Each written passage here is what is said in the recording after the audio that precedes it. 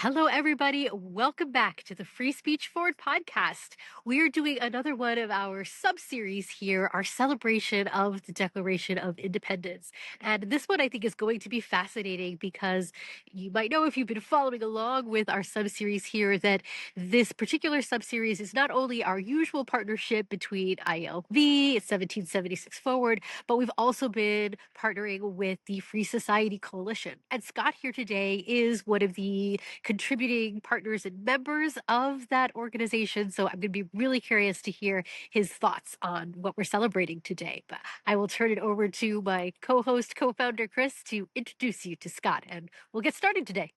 Great. Thanks, Joy. And hi, Scott. How are you? Good. How are you? Thanks for having me. Doing great. Thanks. It's great to have you.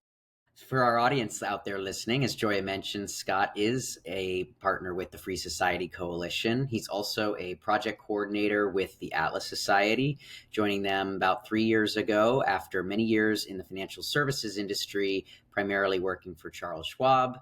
And he has had stints in talk radio as well as real estate. Scott grew up in and currently lives in Central Florida, and in his free time enjoys spending time with family and friends, engaging in political debate, playing cards, and singing in a local blues and rock band. Ooh, it's too bad we don't have time for music because I would love to hear that, but we'll have to talk about that offline. We might need a special episode addition to this one. You know what? Maybe around July 4th next year at the 250th. Yes. We'll all bring our talent. It'll be the Free Yes. Speech Forward talent show. I love it. Work on some tunes. There's all Yeah. kinds of ways to express ourselves that isn't just talking. That is very true. That is true. So, Scott, why don't we always like to start off by just kind of hearing the origin story of our guests. So, why don't you tell us how you came to being an advocate for a free society and perhaps even what that means to you exactly? Sure. I started out as I got into libertarian ideas and Ayn Rand years ago, just as I was becoming a stockbroker.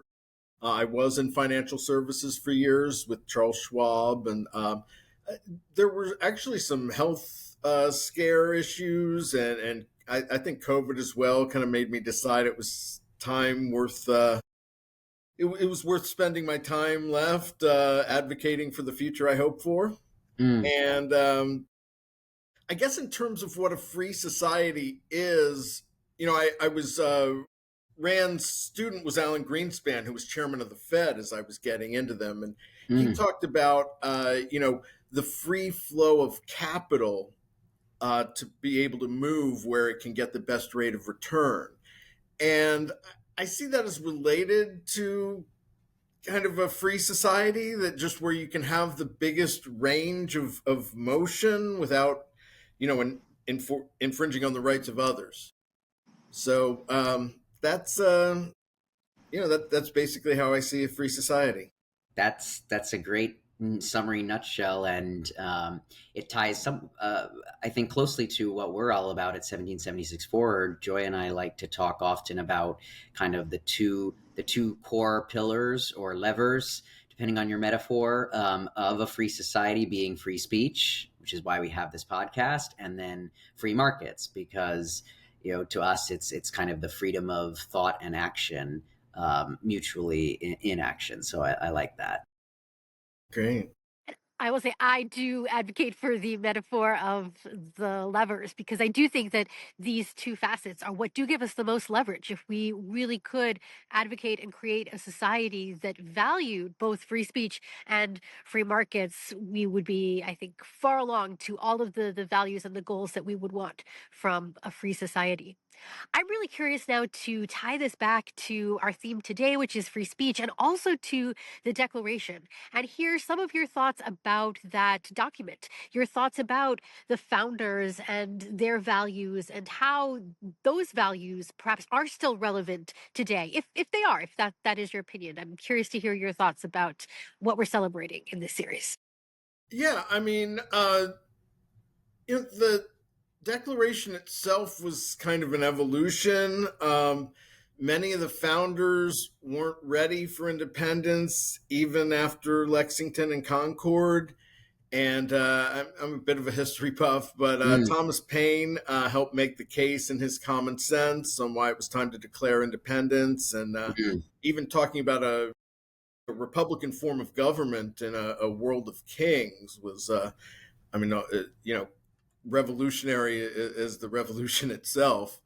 Um, and, the Declaration itself is kind of a justification for revolution against unaccountable power.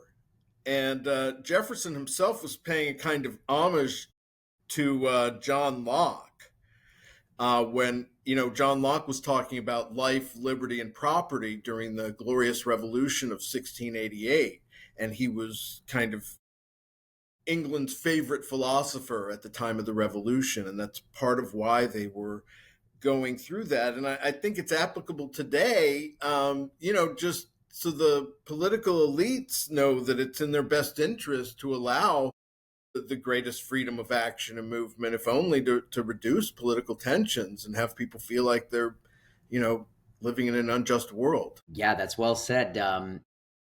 I'd love to hear more of your thoughts on even then how we can get more of our political elites to see that value, because I think we're frankly a lot of the problems we're facing in our society right now, moving away from a free society, or because they don't seem to see that value. And moreover, we seem to be talking past each other as Americans increasingly. So I wonder if you see any links or ties back to the principles in the Declaration that can maybe help us overcome that divide. Well, yes, absolutely. I think anyone, negotiating in good faith, you can use the Declaration not just as nostalgia, but a kind of reset button for dialogue to go back to the founding principles and say,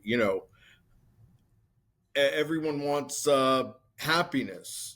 What needs to happen for you to pursue happiness unobstructed, that's not taking away from other people? And so, again, if they appreciate the values of the Declaration itself, it's a great starting point. Well, and maybe that's kind of the big if, right? If they appreciate those values, I wonder if you see if you've seen any ways or methods that have been more effective in persuading people of the value of those principles if they don't kind of already see them. I mean, there are some people that just have this political view that, America was a oppressive country and that its start was, it was all about, slavery and mistreatment of the Indians. And I mean, obviously it was so much more than that, but you can at least get to, I think, even among people that tend to have a negative view of America, I mean, they can at least,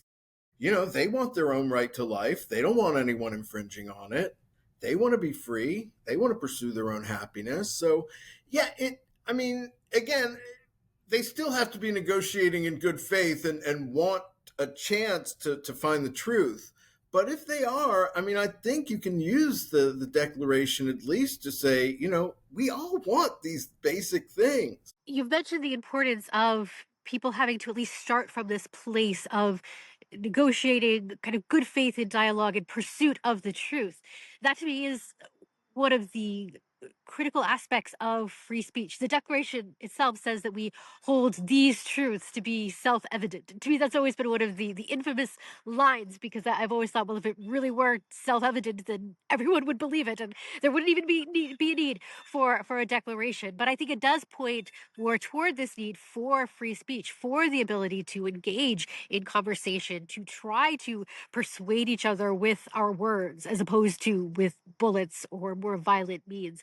So I'm curious your thoughts about this, about the importance of free speech and what it means for the pursuit of truth and the pursuit of dialogue and persuasion. Well, I mean, free speech to me is largely the idea that you can state your own version of the truth, even if it's outside what's acceptable in society, with the Overton window. I mean, if you can't state the truth, you can't really pursue it either. whether it's in science or what to what end, if they're just going to, mock it or ridicule it, or say that it's too far outside the mainstream. And plus, most people will just voluntarily stay away from what's forbidden by society, kind of a self-censorship. And so, and it ends up hurting your own mind. You're not able to give yourself the fullest capacity for understanding. And that's, I mean, that's why speech is crucial for truth. The Declaration also talks about the inalienable rights to life, liberty, and the pursuit of happiness. I wonder, you said earlier about how the founders, or some of them anyways, needed to be persuaded to declare separation and independence, right? So I wonder, one, if you think that line and that kind of fundamental premise of unalienable rights, if that was a key kind of philosophical premise and stake in the ground that helped persuade them to adopt it, that kind of radical cause. And then two, how you think we can kind of uh, take a page from the historical playbook and use that as a rallying cry for values like free speech and a free society more generally in our present time. Yeah, I do think it those three things: life, liberty, and the pursuit of happiness. I mean, they definitely apply to free speech. I mean, if you uh, can't say what you want, I mean, at a certain point, you're a slave. You don't really have control over your life, and sometimes speech can be necessary for survival. I mean, it's like, hey, that group said they want to kill everyone that's not in their group. Let's start to defend against it. So, liberty. I mean, it's called free speech. Free and liberty are kind of synonymous, but Yeah. I mean, it goes back to, how much liberty do you have if you're constantly self-censoring to avoid whatever the speech restrictions are, even if they're just kind of cultural. Right. What I'm just curious, in your kind of readings and the like of history, what was it that you think got more of the early American colonists over the hump to getting to independence? I believe it was a combination of Thomas Paine's writings and just the as a war goes on and people start shooting each other, it starts to just kind of break that fabric that was, it's like, well, I was loyal to that king until he shot my son. Yeah. So Circumstances. yeah, the trials of war. And so I just think that and I think that independence had at least been talked about for some time, and just after the war and after it had gone through, and after people like Paine, they were ready for it, and they decided it was their best move, and that it was, that they couldn't really go back after all the blood had been spilled by that point. Right. Well, perhaps there is a parallel, hopefully not leading ultimately to revolution, but in our own times, with as people kind of experience the illiberalism and censorship that is stifling free speech, that perhaps will also have a similarly kind of awakening effect. That's certainly what we're trying to contribute to here with our work. Absolutely. The wars of religion, as bad as they are, and I'm not calling for any kind of going back to that, but it's at the point that there were these two different sides that were just going after each other. And it was out of that and the horror of it where people started finally calling for a kind of political tolerance and, these Enlightenment ideas that ultimately influenced the founders. I'm curious then to hear your thoughts about, well, what can we do now? Does it require another kind of Thomas Paine common sense rallying cry? Can we avoid war and outright bloodshed and conflict? I love to ask the blue sky question of, if it were up to you and you had all the time, all the money, all the resources, what would you propose? What would you think might be most effective to get us toward a society that really did embrace these values of freedom and liberty? It's funny. I thought a little bit about this question in the last couple of weeks when the Powerball went over a billion. What would I do with the money, or what would I do with the Free Society Coalition? I mean, I'm excited enough about what they're doing and bringing people together. I mean, I'm not completely sure I'd do that much differently. It's just that with unlimited resources, we could do so much more and so much faster. I'd also probably be the boss, but that's no. But I just think that you know I have this vision of doing like these huge, like a huge gathering periodically, where we like these, congresses of the 19th century, where they just get together and hash out these issues, whether it's these ethical issues, free speech principles, and just hammer out guidelines that are fair to everyone. Just talk about it, and not vilify, and go through this process and let the people see it, so that there can we can then have a single standard to hold everyone to. Mm. See, this is why we love this question, because it's always something new and different. This is it sounds to me almost like a liberty revival of some sort, right? Yes, absolutely. Although, of course, you kind of need people to come into something like that with at least some baseline of shared values. I think of I don't. I'm not sure if you're familiar, but there's kind of the Convention of the States movement going on, Mhm. of kind of a bottom up, citizen led grassroots initiative to encourage state legislatures to pass a law, I guess, or a call to a constitutional convention, so that they eventually they can reach the, I think it's 3/4 threshold needed to call one.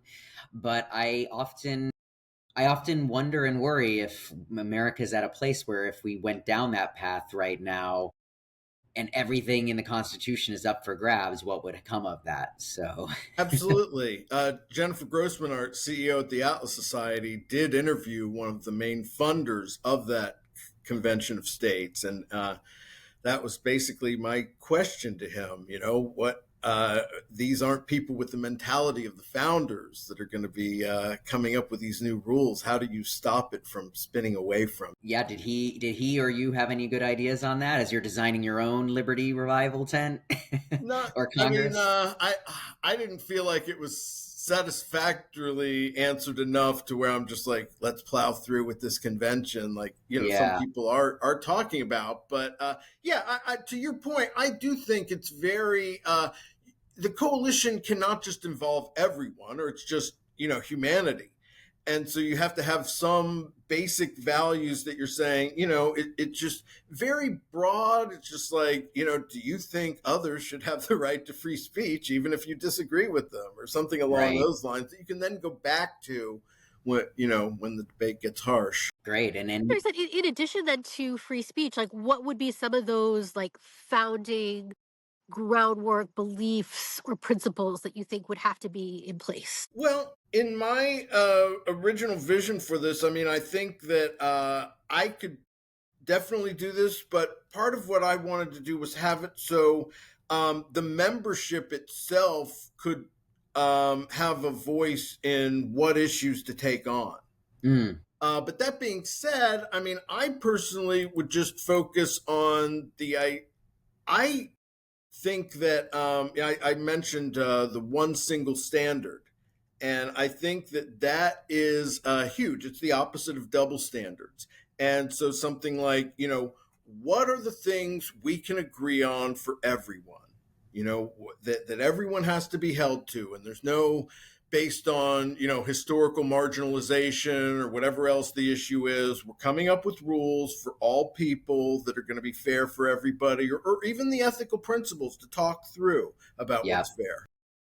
And for all time, kind of timeless, Exactly. timely but timeless principles, Like the as we like to. Declaration. Exactly. Uh, yeah, and perhaps even something like the Free Society Coalition Philadelphia Declaration, right? I imagine that was maybe even the process of drafting that amongst your member orgs was kind of instructive there. So Mm-hmm. I like that. Yeah, just going back and forth and finding out what everyone's going to be able to sign on to. Right. And Yeah. that's I guess in some ways, perhaps that's why the founders, when they drafted the Declaration, kind of they only had three: life, liberty, and the pursuit of happiness. Right, but yet, so it was simple, but it was also comprehensive in a way. and it was, with the back and forth of working with a group of people, it was what they could get everyone to sign on to. Right, right. I love that. That's it. So it really is borrowing from that pivotal moment almost 250 years ago. So thank you for that. And any last words of advice or insight you might have for people trying? You're obviously very active. Short of a health scare in one's life, ways they might find their voice and stand up and speak out for liberty.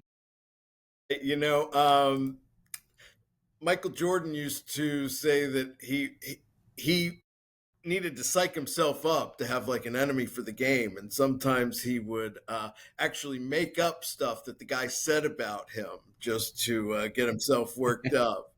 And so maybe in that same sense, we would be able to get people in the mood and ready for it. Well, So certainly recent events and the growing illiberalism, I think, that we're seeing in the culture, and which our respective projects, I think, are designed to combat. That might be enough. You don't even need to make up boogeymen now. That whatever, I guess, whatever it takes, right? Just keep in mind what you're up against, or what the world you don't want to live in, and use that as fuel to find your voice. absolutely. Great. Well, thank you for your time, Scott. It's been a great conversation. And for all of our listeners out there, as always, you can find us every 2 weeks under the Dissidents podcast channel of the ILV on all major podcast audio platforms and our video links on YouTube. We'll see you next time.